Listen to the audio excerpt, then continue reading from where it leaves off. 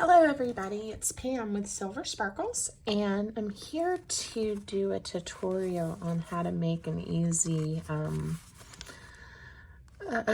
easy journal. And you can use really any pretty papers that you have. You can pick a collection of like scrapbook papers or printables that you print at home. That's what I did because I wanted a Valentine themed for this one. This is not a hardback, large journal with a lot of signatures. This is just a nice, super easy one that you can make. So this is the original, and I've gotten some requests for a tutorial on how to do something like this. So I'm going to use this one as our prototype. Again, I decided on this one to do Valentine theme. I used some vintage sheet music that I had to line pages. I think it just gave it a really nice look. And there's a few techniques in here that I can show you to maybe take some of your junk journals up, to the next level. If you want to add some pockets, if you haven't done that in the past, or just want to see kind of how I do it. So I hope you'll join me. We'll have a chat. I'm not sure if I'll get this done in one video or if this will need to be a series, depending on how long it takes. But hopefully it'll be a good time. So let's talk a little bit about what you need besides just some papers. So for this one, I did do a button embellishment to then use a twine closure. Again, super easy, and then it'll hold everything in. So if you want, we're going to do that. I'm going to show you how I did that. So you do want some kind of button, some kind of twine. For this one, again, I'm using almost the same papers, or some of the patterns might be a little bit different, and things that we choose to tuck in the pockets or under the belly band, but definitely some pages. I'm gonna again use some music paper. I actually, on these buttons, I had found, and I think it was a set that had like 4 or 6. I've used one for something else. And I know I have at least these 2 left. So we'll be able to use a pretty heart button. Some type of adhesive. I usually use my favorite wet white glue, which is art glitter glue. And then again, some pretty things that you want to embellish or tuck inside. Again, this is all from one collection, and this is from a lady I got it on Etsy. Her shop is called the Journal Boat Paper Crafting Printables. If you want to check her out and give her some love, if I can figure out how to link that in the YouTube video, I will. I'm still learning some of these strategies. Some kind of scissors to cut out with. I'm going to use my metal ruler to tear paper. If you like to ink edges, you'll want some type of ink or distress ink to use. I think that's probably about it. So let's see if we can get started. Again, to keep things simple, I'm gonna model it after my prototype fairly closely, so I don't have to make too many decisions as I go. So again, I printed these on, I would call this a lightweight cardstock, and I'm fine with this being, again, what I call a softback or a paperback kind of journal. So I didn't get fancy with this one. I left it the size of regular paper. I didn't mention you might want a bone folder or something to help you make your creases. And I am gonna use a quarter rounder to round the edges, because I just like that look. And I did not fold this perfectly straight. Try to fix it a little bit. But again, this is where in junk journaling, things don't always have to be exactly perfect. So I'm gonna reach in behind me to grab my chomper. This is a crocodile corner chopper from We Are Memory Keepers, and it has a 1/2 inch and a 1/4 inch option. And I'm using the larger option for this particular journal. So it's pretty easy, right? And then the next thing that I'm going to do is go ahead and fold and corner around all the pages, and then I'm going to show you how I line or back them with the book paper or the music page, right? So again, to make my life easy, I already picked the pages that I want to use. I will have to decide, of course, what order I want to put them in, and embellish them. Oh, other supplies. Obviously, I didn't think through all this. You're going to need something to stitch your journal together with. And I'm going to use just some embroidery floss that in a color that I think coordinates with my papers that I chose. And you'll need something to punch a hole in the papers, and a needle. So as we get to that point, I'll show you what I use and what I have. Okay, so this one again isn't a very large journal. It has, if you count the cover, 1, 2, let's see, 3, 4, just five pages. So it's not a huge journal. One of the nice things about the chomper here, I may have picked too many to do at one time. It will go through pretty thick cardstock or multiple layers of paper. A little easier if you only do a few at a time. But it saves you a little bit of time. That's important. Okay, so I'm not going to worry too much about putting these in order yet, because the next thing we're going to do is line them with some music sheet. So this is actually a book, but sometimes I just have the loose leaf music too, or loose sheet music. But pull the tear out, and I've already prepped a few pages. I'm going to show you how I do it. So I think if I counted correctly, I counted 5. And this is where, again, I use my metal ruler I like to have more of what's printed when I'm lining these versus a lot of, well, too terribly much of the white space. These pages are a little bit bigger than what I used in the others, so I'm going to get to have that option. Obviously you need to figure out what size you need, and an easy way to do that without measuring is to just layer it up here, and then once I have the size, I can do some multiple sheets at one time. So pull the edge off. Okay, so now I know I want just a tiny border, pretty much a tiny border. And again, an even easier way to do this is fold it in half. And I'm gonna first tear off what I don't need at the top, and sheet music is fun to work with because it's pretty easy to get it straight by eyeballing it. And then we're gonna do the same thing to figure out how wide. Now, there's nothing wrong with measuring. In fact, measuring can be a good thing. But I'm just showing you a technique or a strategy where you don't have to if you don't want to. All right, so I just kind of eyeballed it and lined it up. Now, because of the way my papers are, and then I have some really pretty pattern paper I'm using, and I know I basically have 10 pages. So front and back, that's 20. So I've done the math. I need 10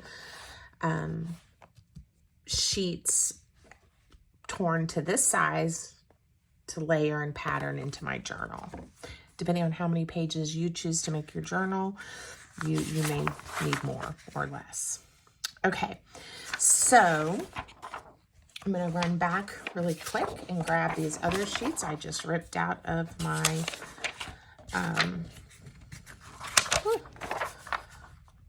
book.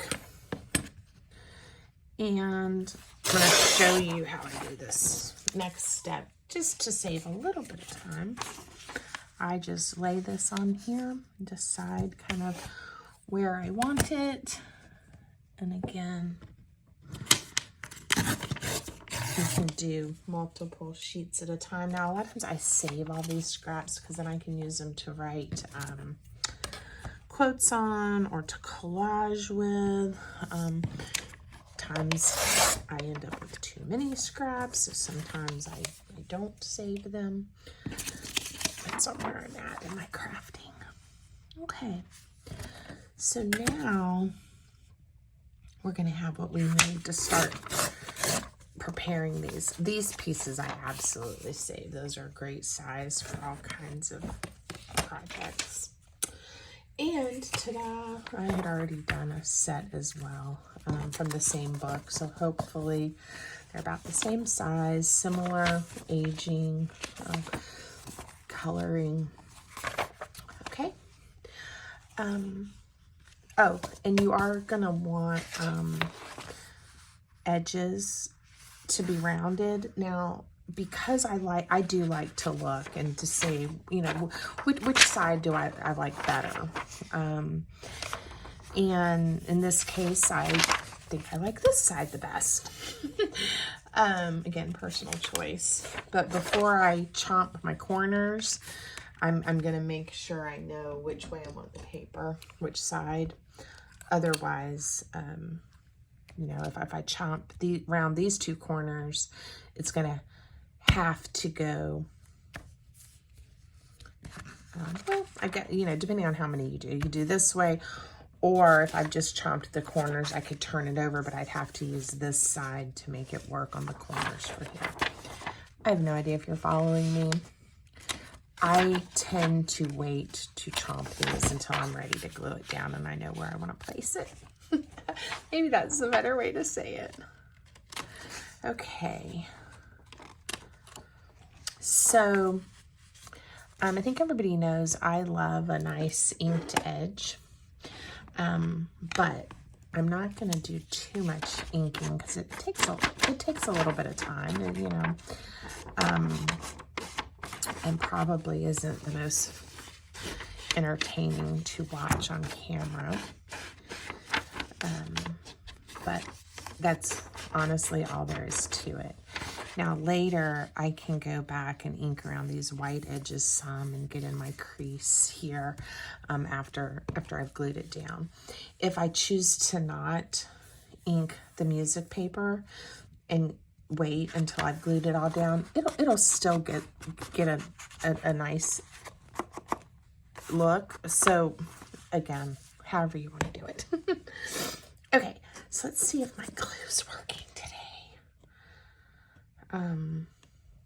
And again, you can use, if you like to use like two-sided tape or a tape runner or something like that, those are options. The art glitter glue is a little bit pricier than some other, you know, like Elmer's or just other white wet glues. But I find it just a little bit easier to work with, and you certainly don't need a lot. It does dry fairly quickly, so you have to work, you know, you can't waste your time or wait too long to stick it down, but it's also not going to go anywhere. When I'm not on camera or demonstrating, again, this is my favorite glue, but sometimes I'll use other brands that slide around a little more and have a little more grace, but I'm also not too terribly I'm not as concerned about the dry time as I am when I'm on camera. Okay, so there is, and you can see, by the way, I picked a different age and sheet music. This was some standalone music that I had that really did actually coordinate nicely with these printables. I got lucky. This has some more yellowing and aging to it, and I think we're going to find that it is really pretty too. Again, I use what I have on hand, and this is also why I talk about my work and my journals and my collages. Even if I create something similar, they're one of a kind. You know, no two are going to be exactly the same. I pretty much, you know, I cut things out by hand. I tear things by hand. So they're all going to look, you know, a little different. All right, so you can see I went ahead and inked some edges. This is also where your distress ink can hide some flaws for you. You know, I said I didn't get it quite, I evened it up pretty good, but you know, it helps to give it that distressed vintagey look, and you don't always expect everything to be exactly perfect when you are using that, and it hides a bunch of flaws for you. Okay, so that's going to be my cover. Again, you see it's pretty much just like that one. And I need to do each page. And so again, this is where I guess I could have done some of this off camera, and then to save time with the video, you can feel free to fast forward while I get these prepped. But we'll just have a little chat and see what I can think of to talk about. Because I'm doing the part that's so similar to my other journal, like I said, I don't have to think quite as much. And I got a little bit of glue over here, jerked out. So for those of you that I don't know, or I'm still getting to know as I continue on my social media, YouTube, Instagram, Pinterest journey into the crafting world. I have been a crafter, and in particular a paper crafter for many years. I have always enjoyed art supplies, paper, scissors, glue. My mother used to tease when I was growing up if she couldn't find the scissors in the house to look in Pam's room. And that certainly was true. I was always making something, tearing something up and gluing it back together before I even knew what a junk journal was. So avid paper crafter. Whoops, I punched or stuck the glue. There it goes this way. You know, I would say most of my whole life, I have what I call, you know, my day job, my real job that I do, and so I don't have as much time for crafting as I would enjoy, but I obviously make time for it and still get to enjoy it. A few years ago, my daughter, one of my daughters, but my biological daughter, I have two biological children that are mine, and then I have, when I remarried, I got 3 bonus children. So I have 2 more daughters and another son. But my daughter that I gave birth to encouraged me a few years ago. She said, "Mom, you make such pretty things. You should start sharing them on Instagram." And I'm like, "Why? I don't do Instagram. I don't know how to do Instagram." So I'm fortunate that she helped me get started and encouraged me. My other girls also gave me lots of tips and tricks and are some of my big supporters, making sure they look at my work and give me feedback and support me both in the real world and then online. So that was several years ago, and since then I've done quite a bit, on Instagram, and have made some new friends and found a nice community of other crafters and artists. And I have also done quite a bit with Pinterest and enjoy making pins, hopefully just to inspire people to craft and think about possibilities, with paper and what you can do. I have an Etsy shop. So go visit my Etsy shop and my other accounts if you have a few minutes. Let's see. And really, since this is just how I like to spend my time, I figure I may as well talk about it and share things that I'm making, and again, strategies and hopefully some tips and tricks, so that if you're recreating or coming up with your own ideas and your own projects, it gives you some helpful hints of what might work or what you might want to try. So that's kind of what got me into it. My husband, super supportive.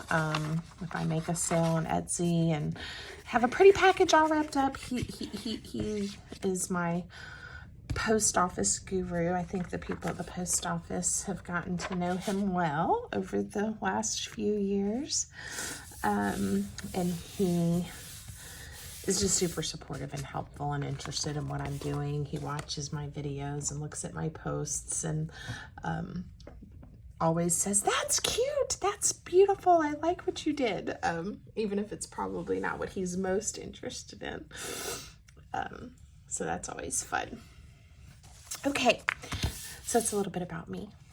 So now, obviously I know this is my cover, and it doesn't matter what order I put these pages in. It's just what I think would look pretty. So I think I'll have that be my first page. And I'm just gonna randomly grab them. All right, and I'm gonna put them together this way. Now, one thing you're gonna notice is, and this happens when you fold paper, they come out just a little tiny bit, a little tiny bit, a little tiny bit. So in this journal, I did trim them down and fixed my corners. And we can certainly do that for this journal. If that bothers you and you want it to be even, or your cover to be longer, even before we rounded them the first time, you could have taken care of it. But definitely it's easier before you sew your journal together. So I am going to step over to my guillotine trimmer and trim a little bit off, and then show you how I'll have to fix up the corners. So give me 1 second.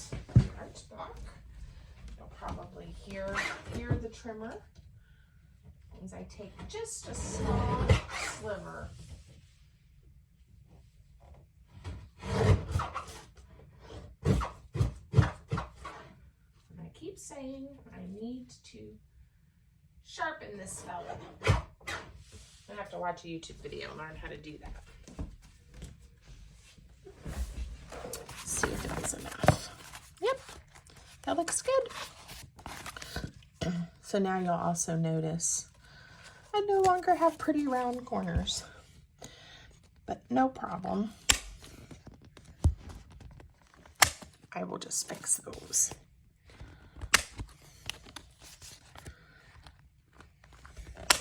Okay. So now, look at that. We have my pages. So it's coming together. I'm going to see how long we've been. We're at 25 minutes. So I think what we're going to do is I'm going to show you, like I said, you need some kind of needle, and I have my favorite needle turned upside down so it's easy to get out. I'm going to show you, I just use embroidery floss, and I just pick a color or one that I like. And since we are still in, this is Valentine mode, I'm going to go with that one, and coordinate it with thread to sew my heart on. So I'm going to try to do this pretty quickly, and then we'll have a part 2 is embellishing and decorating the journal up. I have to find the end of my floss, which is sometimes not the easiest. There we go. Now, when you're putting a journal together, or a signature, like this could be like one signature if you were doing a bigger journal. I think the easiest way is I want to have 3 times the length of my paper to make sure I have enough. So, because I'm going to do a 3-hole pamphlet stitch. So I'm going to do 1, 2, 3. And again, it doesn't have to be absolutely perfect. But that'll definitely be enough for me to stitch these pages together. Now, the other trick, or the way I do it, is I grab, find one, a couple of paper clips to hold it together securely. And I like using these larger ones. Again, if I can put my finger on one, I just think it holds it nice. Now, some people might also, put one here. That's okay.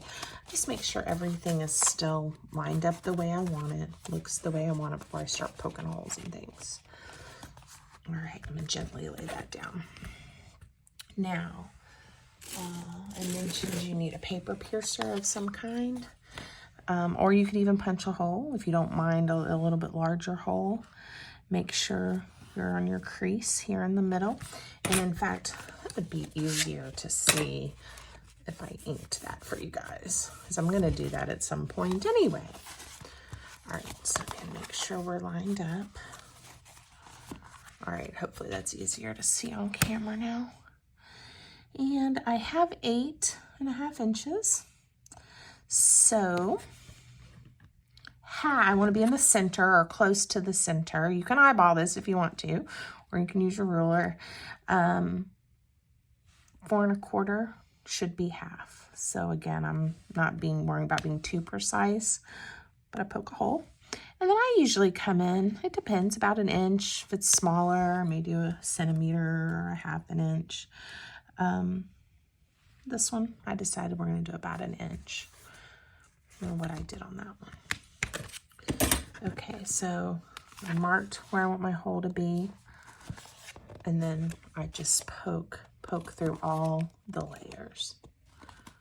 Make sure it's lined up. See how nicely that did? All right, and then I take my threaded needle, and I want the ends of the thread to be on the inside of the journal for this one when I finish. So I'm starting from the inside. If you start from the outside, your threads will dangle, because that's the word, on the outside. I'm going to have mine dangle on the inside. Okay, so start from the inside in the middle hole, come through, make sure you leave enough so it doesn't pull through. And then we're going to come to the back, and you'll go in the top hole. And again, this should stay lined up pretty well for you because you have your paper clips holding it all together. All right. So You want to look, make sure it's lined up. Now you're going to come from that, you've just come up through the top hole. You're going to skip the middle hole and go all the way down to the bottom hole. And again, there's videos all over the place on these different types of stitches, if mine's not clear enough for you. And then from the back, we're going to come back up through that center hole.